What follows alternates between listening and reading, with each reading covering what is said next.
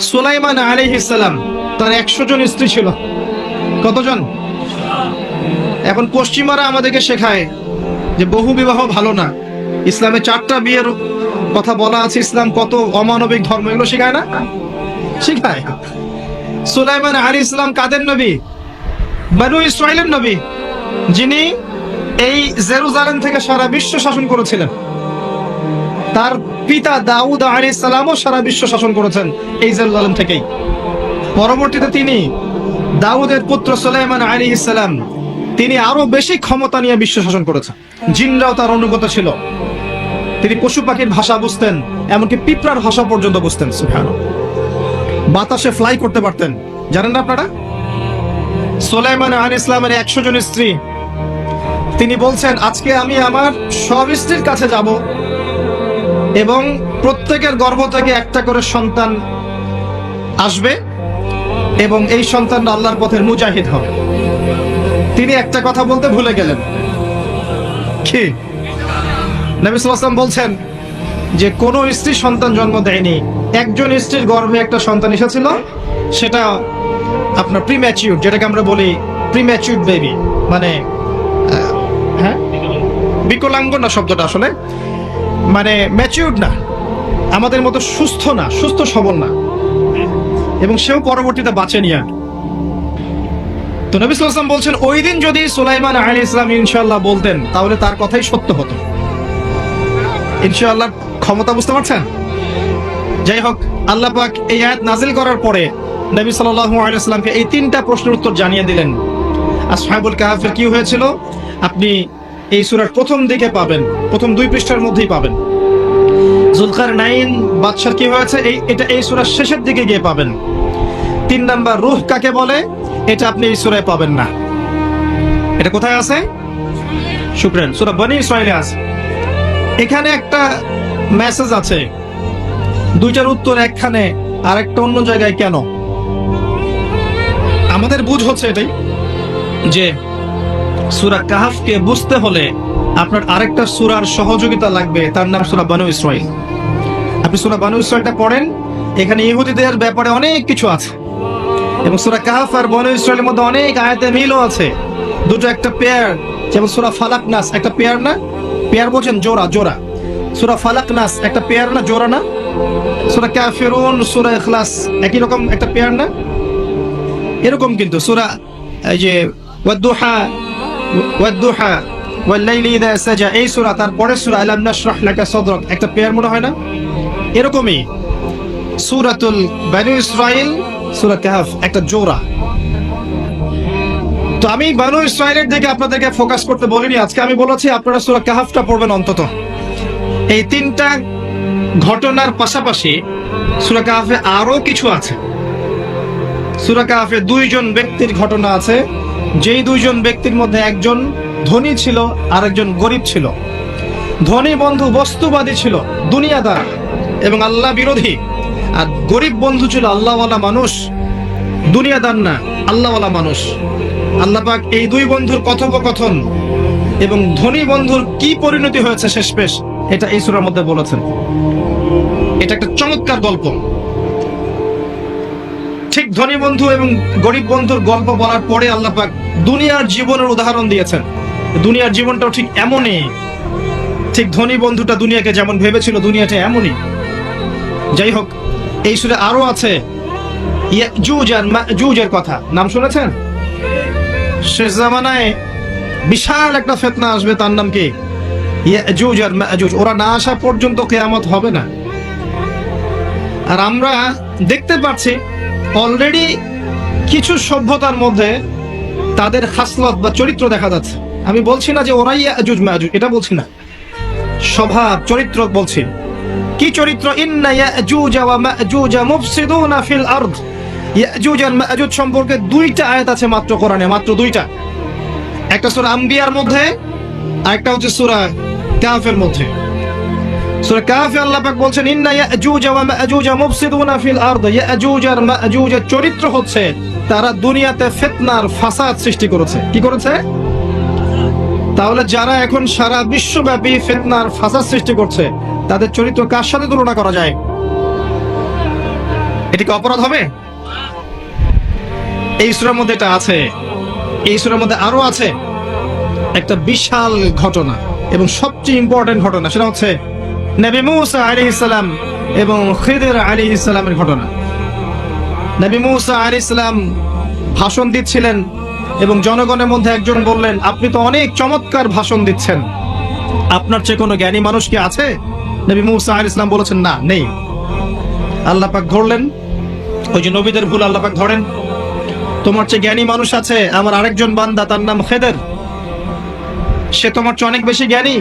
নবী মূসা আলাইহিস সালাম বললেন, আমি তার সাথে মিট করতে চাই, কোথায় তাকে পাবো?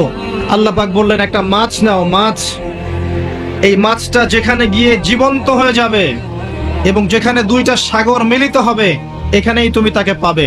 তিনি সফর করা শুরু করলেন। সফর করতে করতে করতে করতে এক পর্যায়ে ক্লান্ত হয়ে পড়লেন, রাস্তা ভুল করলেন। তার সঙ্গীকে বললেন, খাবার নিয়ে আসো। তার সঙ্গীর নাম ছিল ইউশা বিন নুন, যিনি পরবর্তীতে নবী হয়েছিলেন। তিনি বললেন, খাবার তো নাই, মাছ তো জীবিত হয়ে চলে গেছে মাছের পানির মধ্যে, আমি আপনাকে বলতে ভুলে গিয়েছিলাম।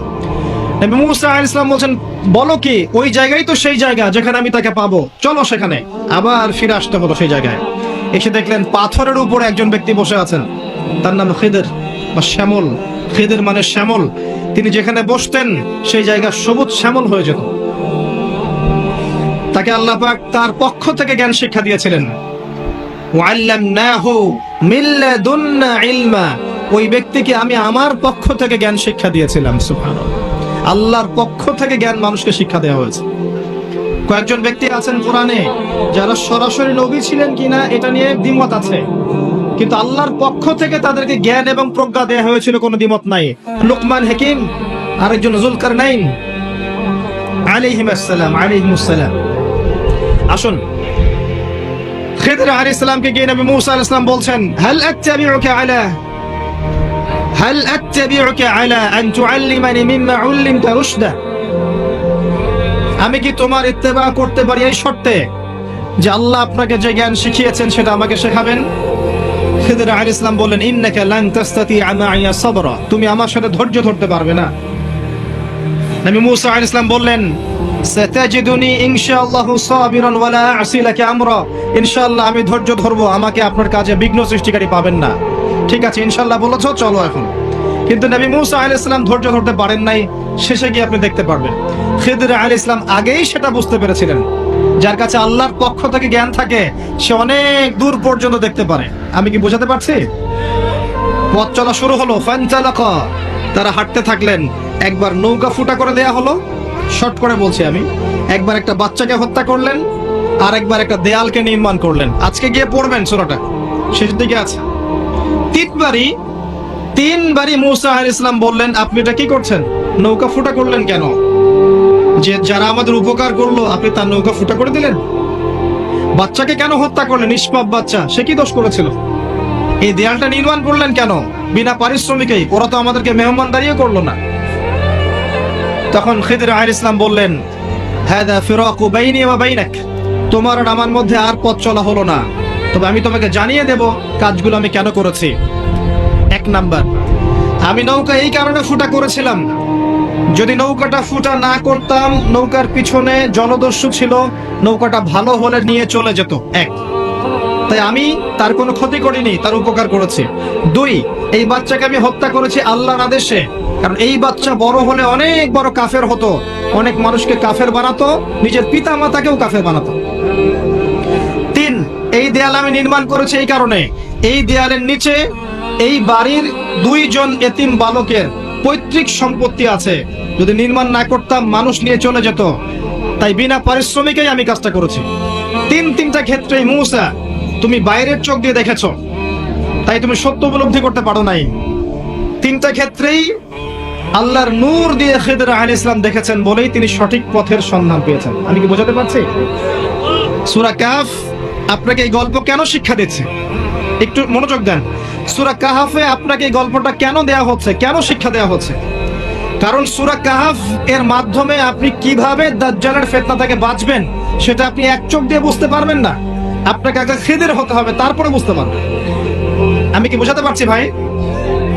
আগে আমাদের খেদের আলাইহিস সালামের মতো হতে হবে, দুই চোখওয়ালা, যার শুধু বাইরের চোখ ছিল না, ভিতরের চোখও ছিল, এবং জীবন্ত কলব ছিল, কলবে নূর ছিল, অনেক দূর পর্যন্ত দেখতে পারতেন কি হচ্ছে সামনে, কি হতে যাচ্ছে। আল্লাহ পাক তাকে সেই হিকমা প্রজ্ঞা জ্ঞান দিয়েছিলেন।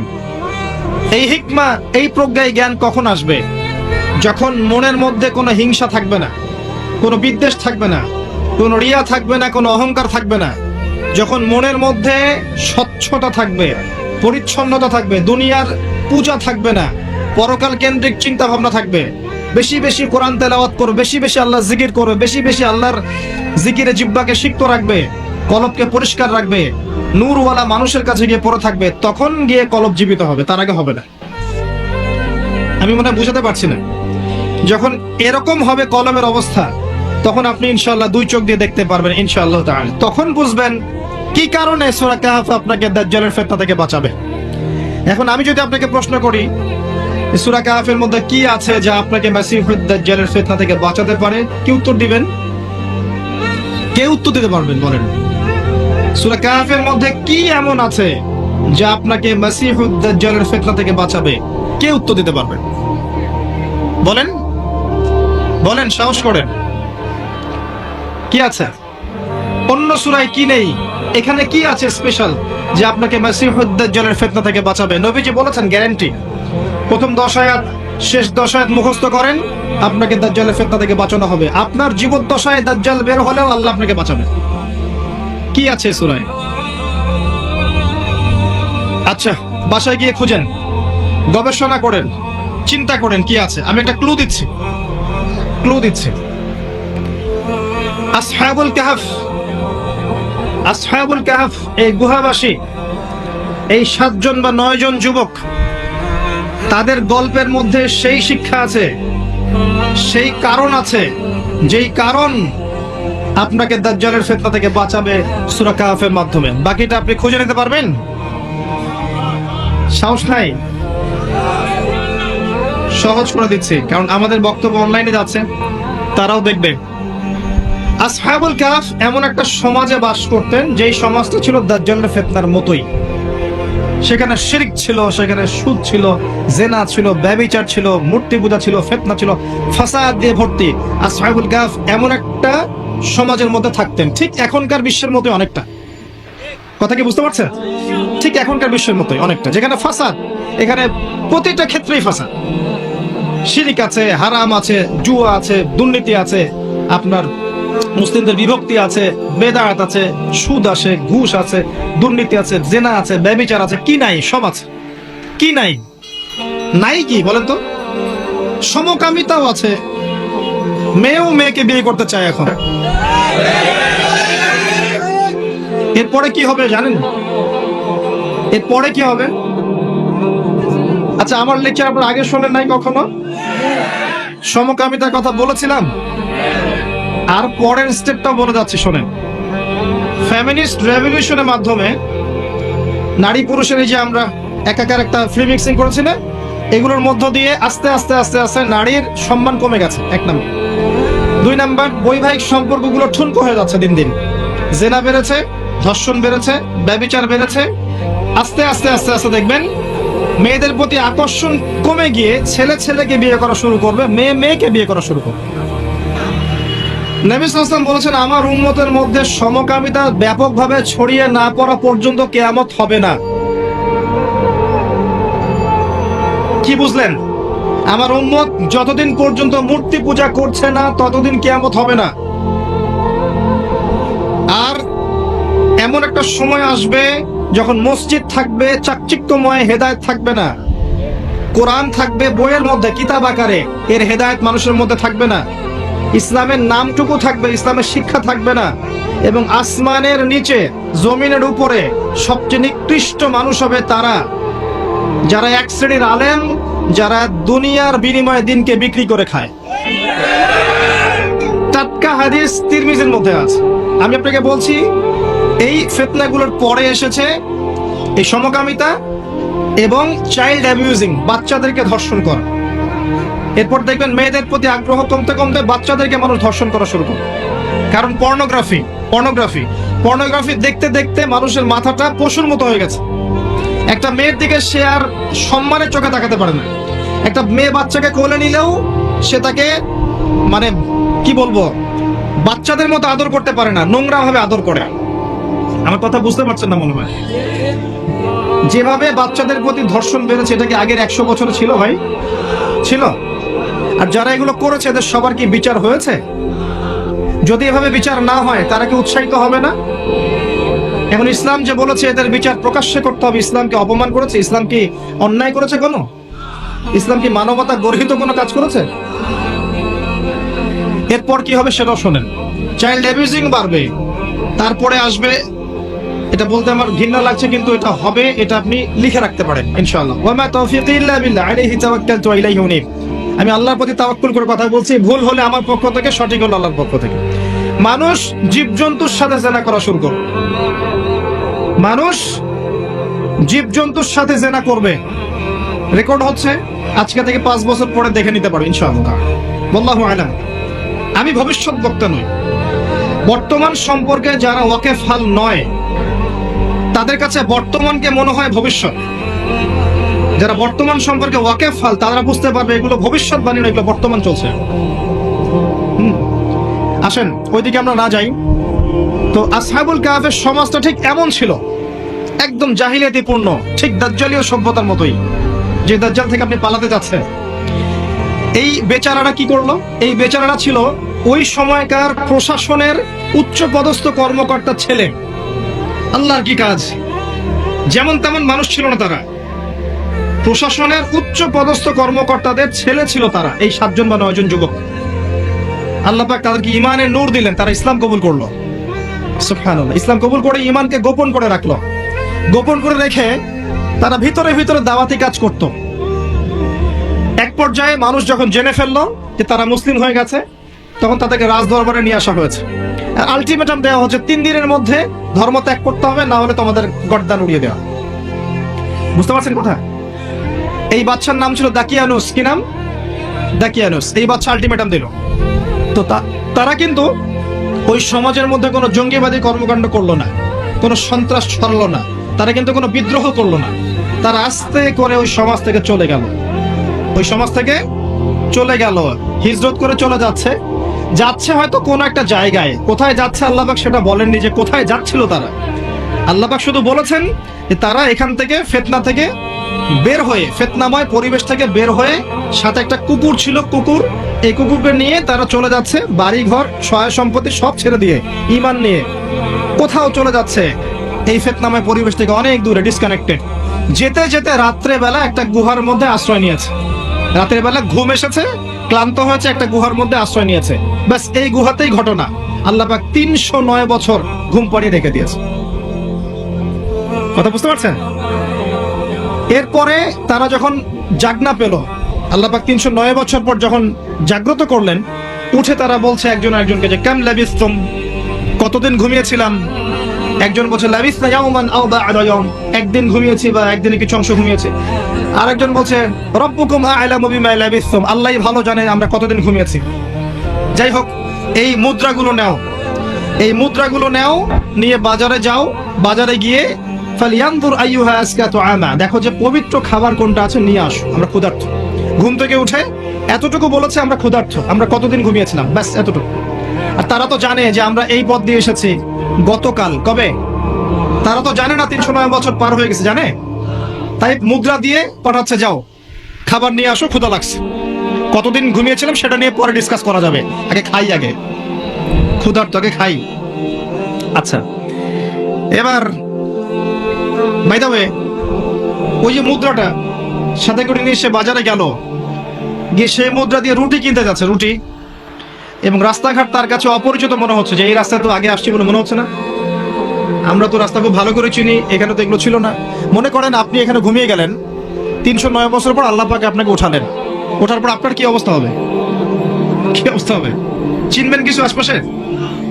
আপনি তো মনে করেন স্বপ্ন দেখছেন আপনি, অথবা আপনি পাগল হয়ে গেছেন, তাই না? ওদেরও সেম অবস্থা হলো। এই বেচারা যে বাজারে গিয়েছে মুদ্রা নিয়ে, ওর তো অবস্থা খারাপ। কি অবস্থা, আমি কোথায় আসলাম? যাই হোক, মুদ্রা দিয়েছে, রুটি কিনতে চাচ্ছে। এবার মুদ্রাটা দেখে রুটিওয়ালা বলছে যে এই গুপ্তধন কোথায় পাইছো ঠিকঠাক বলো, নাহলে কিন্তু পুলিশের হাতে তুলে দেবো। গুপ্তধন কোথায় পাইছো? এ বলে যে কিসের গুপ্তধন, আমরা এখানকার প্রশাসনের ছেলে, এইটা আমাদের টাকা, গুপ্তধন পাবো কোথায়? গতকালকে এখান থেকে বের হয়েছি, গুহায় রাত কাটালাম, আজকে চলে আসি। এ বলছে পাগল হয়ে গেছে, এখানে তো দাকিয়ানুস বাদশার সিলমোহর দেওয়া আছে, আর দাকিয়ানুস বাদশা তো 300 বছর আগে মারা গেছে, আমাকে পাগল মনে করো? এগুলো বলছে সে। এবার চিন্তা করেন ওই ব্যক্তির কি অবস্থা। কথা কি বুঝতে পারছেন? ঘটনা কি মজার না?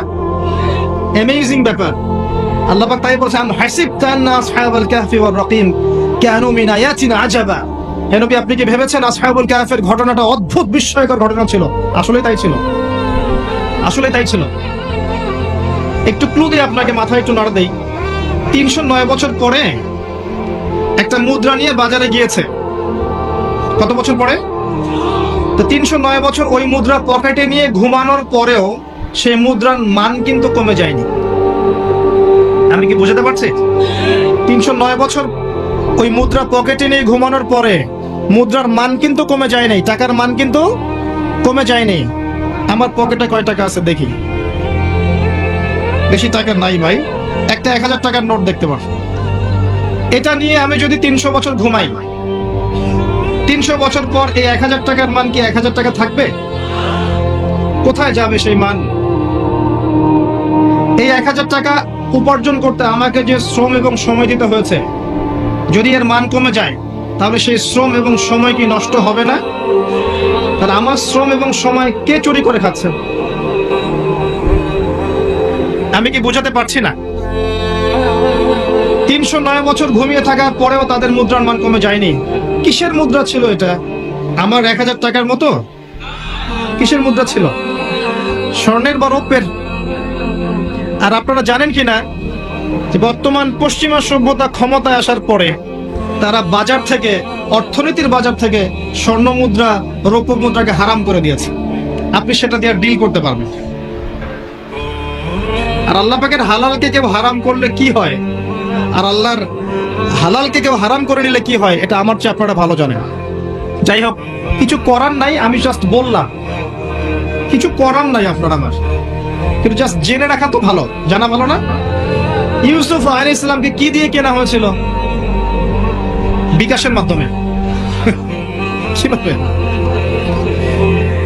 সুবহানাল্লাহ।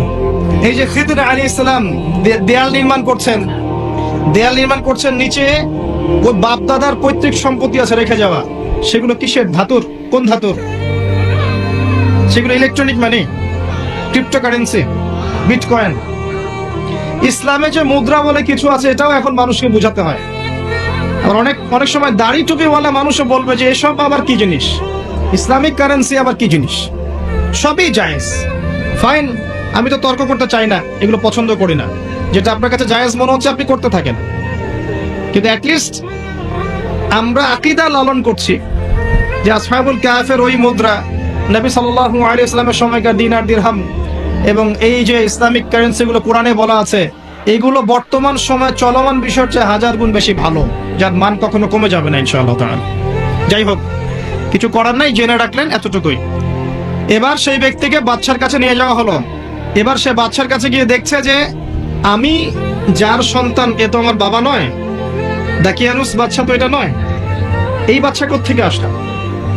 এই বাদশা কিন্তু আল্লাহ বিশ্বাস করে। এই সভ্যতাটা ওই 300 বছর আগের সভ্যতার মতো নয়।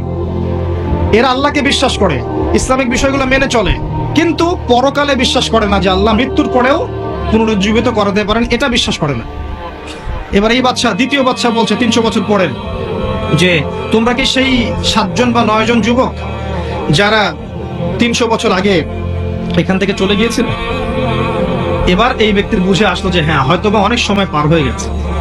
দাকিয়ানুস বাদশা কোথায়? 300 বছর আগে মারা গেছে, তার মানে তো 300 বছর পার হয়ে গেছে। হ্যাঁ, আমরাই সেই যুবক। তোমার বাকি সাথীরা কোথায়? বাকি সাথীরা গুহায় আছে। আমরা কি যেতে পারি? হ্যাঁ, যেতে পারেন, চলেন। সবাই গিয়ে দেখলেন, হ্যাঁ, বাকি সাথীরা গুহার মুখে দাঁড়িয়ে আছে।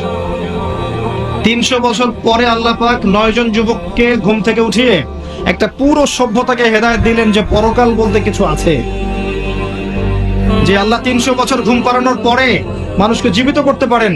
নিঃসন্দেহে সে আল্লাহ মৃত্যুর পরে মানুষকে বলেন পুনরুত্থিত করতে পারেন, কোনো সন্দেহ আছে? সন্দেহ নাই। এটা প্রমাণ করলেন আল্লাহ পাক। এখানে আপনার দাজ্জালের কি সম্পর্ক? তারা যেই সমাজ থেকে পালিয়ে গিয়েছিলেন সেই সোসাইটিটা ওই রকমই ছিল। দাজ্জালের সাথে আপনি ফাইট করতে পারবেন না। নবী ঈসা আলাইহিস সালাম সেই কাজটা করবেন, সেটা আম মুসলিমদের পক্ষে সম্ভব নয়। সবচেয়ে ভালো অপশন, নিজেকে ফিতনা থেকে ডিসকানেক্টেড করে ফেলেন, আসহাবুল কাহফের মতো। আপনি ফিতনা থেকে বেঁচে থাকবেন ইনশাআল্লাহ। আমি ক্লু দিতে পেরেছি? আমর ইবনে আস রাদিয়াল্লাহু আনহু বলছেন, ইয়া রাসূলুল্লাহ, যখন ফিতনার যুগ আসবে আমি কি করব? নবী সাল্লাল্লাহু আলাইহি ওয়াসাল্লাম বলছেন, তখন তুমি কম কথা বলবে। 1 নাম্বার, তুমি বেশি মানুষের সাথে কথা বলবে না। 2, তুমি বেশি মানুষের সাথে মেলামেশা করবে না। 3, তুমি ঘরে থাকবে, বাইরে বের হবে না বেশি বেশি। আর 4, তুমি ঘরে বসে বসে তোমার গুনাহের জন্য কান্নাকাটি করতে থাকবে। তুমি সফল হয়ে যাবে। যখন দেখছেন আপনি ঈমান পেয়েছেন, ইসলাম পেয়েছেন, ইসলামের দাওয়াত দিবেন, ইসলামের প্রচার প্রসারের চেষ্টা করবেন, সব ঠিক আছে। কিন্তু যখন দেখছেন চতুর্মুখী ফিতনায় আপনি কোনো মতেই টিকতে পারছেন না, তখন নিজেকে, নিজের পরিবারটাকে নিয়ে সাইড হয়ে যান, আলাদা স্বতন্ত্র থাকেন, নিজের দিন নিজে পালন করেন, ফিতনায় যায় না। আপনাকে আল্লাহ পাক দাজ্জালের ফিতনা থেকে বাঁচাবে ইনশাআল্লাহ। আরো ভালো করে সূরাটা পড়বেন, জুমার দিনে একটা কাজ করবেন, আল্লাহ পাক করার তৌফিক দান করুন, আমিন। আবার বলছি, সকাল সকাল ওই যে সালাতে আদায়ের কথা। 2 নাম্বার, দরুদ বেশি বেশি পড়া। 3 নাম্বার, দোয়া করা। 4 নাম্বার কি? সূরা কাহফ অন্তত একবার অর্থ সহ পড়বেন। এটা জুমার দিনের কাজ দিলাম, করবেন তো ইনশাআল্লাহ? আল্লাহ পাক কবুল করুন, আমিন। আর প্রথম 10 আয়াত, শেষ 10 আয়াত, সূরা কাহফের প্রথম 10 শেষ 10 অবশ্যই মুখস্থ করবেন, ওয়াদা করেন। আমি কিছু আয়াত বলে দিচ্ছি, এই আয়াতগুলোকে অবশ্যই মুখস্থ করবেন ইনশাআল্লাহ। আপনার চোখ লাগা, আপনার বদ নজর, আপনার এই জিন ঘটিত সমস্যা, জাদুগ্রস্ততা, তাবিজ কবজ, যাবতীয় ক্ষতি থেকে আল্লাহ আপনাকে বাঁচাবে ইনশাআল্লাহ। নিয়মিত পড়তে হবে, পারবেন? 1 নাম্বার সূরা ফাতিহা। 1 নাম্বার কি? সূরা ফাতিহা। 2 সূরা বাকারার প্রথম 5 আয়াত, আলিফ লাম মিম থেকে শুরু করে প্রথম 5 আয়াত, ঠিক আছে? 3 আয়াতুল কুরসি। 3 আয়াতুল কুরসি 255 নম্বর আয়াত। 4 সূরা বাকারার শেষের 3 আয়াত, সূরা বাকারার শেষের 3 আয়াত। 5 সূরা আলী ইমরানের শেষের 10 আয়াত, সূরা আলী ইমরান শেষের 10 আয়াত। এর পাশাপাশি সম্ভব হলে সূরা কাহফের প্রথম 10 শেষের 10, সূরা কাহফের প্রথম 10 শেষের 10। এরপরে সূরা মুমিনুন, সূরা মুমিনুনের শেষের কিছু আয়াত, 7টা বা 8টা আয়াত। এরপর সূরা জিন, সূরা জিনের প্রথম 10টা আয়াত। এরপর সূরা হাশর, সূরা হাশরের শেষের 3টা বা 4টা আয়াত। এরপর আপনার সূরা মুমিনুন এর প্রথম 10টা আয়াত। এরপরে আছে সূরা কাফিরুন, সূরা ফালাক, সূরা নাস, সূরা ইখলাস। পারা যাবে ইনশাআল্লাহ? এগুলো মুখস্থ করে ফেলতে পারবেন না? রমজান মাসে টার্গেট দেন, এগুলো সব মুখস্থ করবেন ইনশাআল্লাহ, পারবেন না? রমাদান মাস সামনে, কয়েকটা কাজ বেশি বেশি করেন। 1 নাম্বার, 5 ওয়াক্ত সালাত মসজিদে পড়বেন, ওয়াদা করেন 5 ওয়াক্ত সালাত মসজিদে পড়বেন। 2 তারাবির নামাজ জামাতে গিয়ে পড়বেন, তারাবির নামাজ জামাতে গিয়ে পড়বেন। 3 রমজান মাসে কম কম খাবেন, কম কম খাবেন, কম কম ঘুমাবেন, কম কম খাবেন, কম কম ঘুমাবেন। সেহরিতে কম খাবেন, ইফতারও কম খাবেন। ওই শ্রেণীর হুজুরদের মতো হয়েন না যারা ইসলামিক লেবাস নিয়ে সুন্নতের কথা বলে, বাট তাদের পেটের মধ্যে সুন্নত নাই। আমি কি বুঝাতে পারছি? এগুলো মুসলিমদের শোভা পায় না। মুসলিমরা হয় পরিশ্রমী জাতি, মেদহীন জাতি, কর্মঠ জাতি, এবং নিজের হাতের উপার্জনে তারা খাবে, ঠেস দিয়ে আরাম করে বসে থাকবে, চর্বি বানিয়ে ফেলবে, এমনটা মুসলিমদের শোভা পায় না। রমজান মাসে একটু কম খাবেন, একটু কম ঘুমাবেন, একটু কম ইফতার করেন। তারপরে হাইজেনিক খাবার খাবেন, বাহিরের খাবার খাবেন না। বাহিরের যে খাবারগুলো আছে মুখরোচক, ইফতারে নিয়ে বসেছেন দুনিয়ার কিছু, আচ্ছা এই খাবারগুলো কি কোনোদিনও আপনি সন্ধ্যার সময় খান? এই যে বুন্দিয়া, বুট, আপনার জিলাপি, আপনার এইটা সেইটা, 50টা আইটেম থাকে না? খাসি রেজালা, নেহারি, এইটা কত আইটেম, মাশাআল্লাহ। ইফতার করতে বসছে মনে সারাদিন যা খাই না উসুল করে ফেলাইতে হবে আজকে আমার। আর সেহরিতে খাচ্ছে এমন হবে যে জীবনের শেষ খাওয়া হবে না কোনদিন। কথা বুঝতে পারছেন?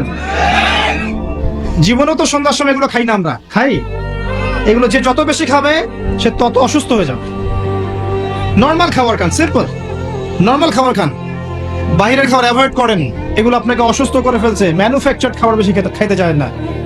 যাই হোক, আসেন বেশি বেশি হাইজেনিক খাবার খান, সুন্নাহসম্মত খাবার খান, পানিও খান বেশি করে, ফ্রুটস খান বেশি করে, আপনি সুস্থ থাকার চেষ্টা করেন, একটু ব্যায়াম করেন, এক্সারসাইজ করেন, হাঁটাহাঁটি করেন, কাজ করেন, ইনশাল্লাহ দেখবেন আপনি সুস্থ আছেন।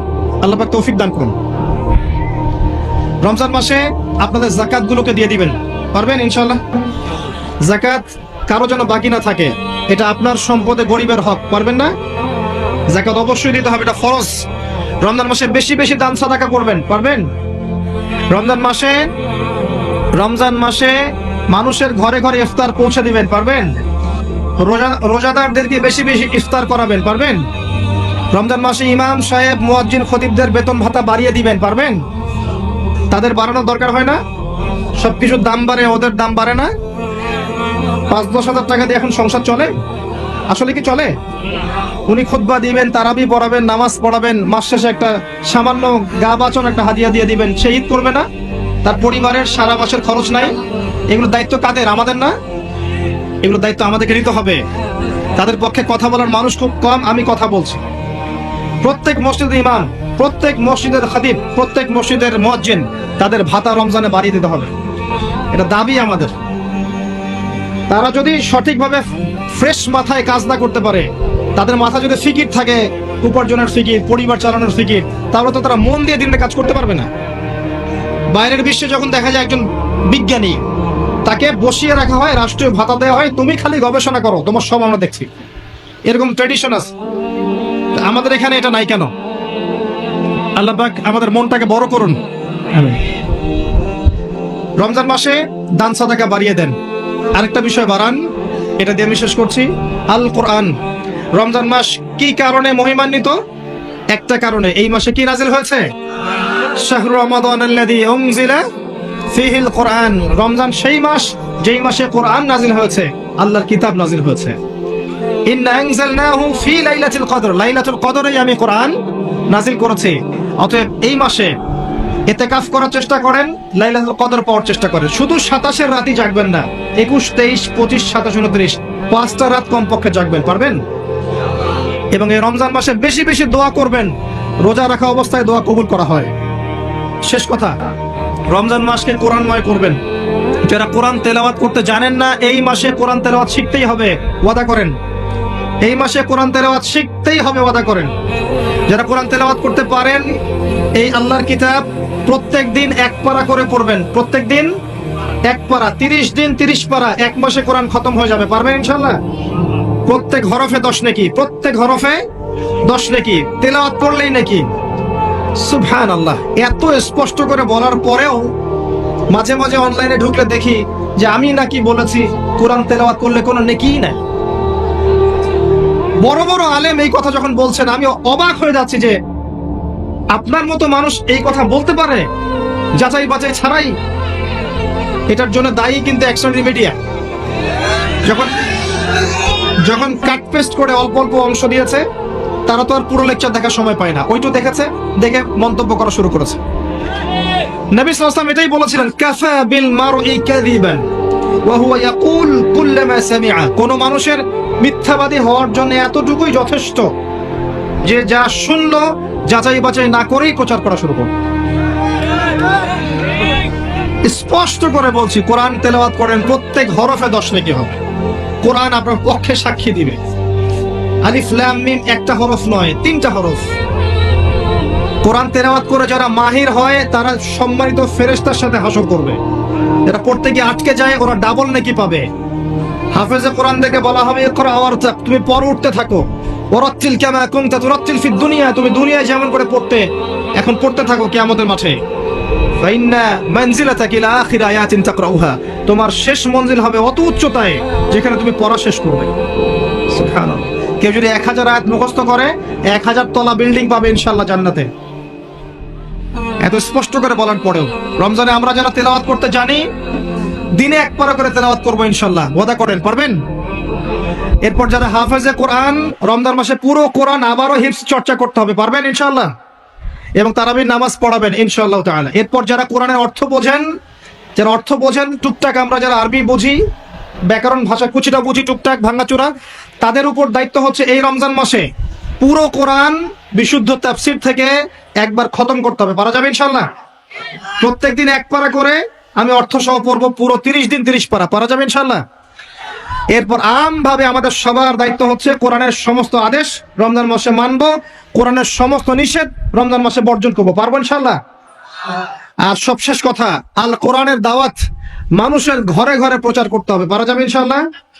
এই হকগুলো আদায় করলে পরে দেখবেন ইনশাল্লাহ আল্লাহর জমিনে আল্লাহর কোরআন প্রতিষ্ঠা হচ্ছে ইনশাল্লাহ, এবং জাহেলিয়াত পূর্ণ সমাজ আলোকিত হচ্ছে ইনশাল্লাহ। তখন গিয়ে আল কোরআনের আলো ঘরে ঘরে জ্বলবে ইনশাল্লাহ। অযথায় শুধু স্লোগান দিয়ে কোনো কাজ হবে না। আল্লাহ পাক আমাদেরকে বোঝার তৌফিক দান করুন, আমিন। আমরা দোয়া করছি আল্লাহ পাক আমাদেরকে রমজানে পৌঁছে দিন।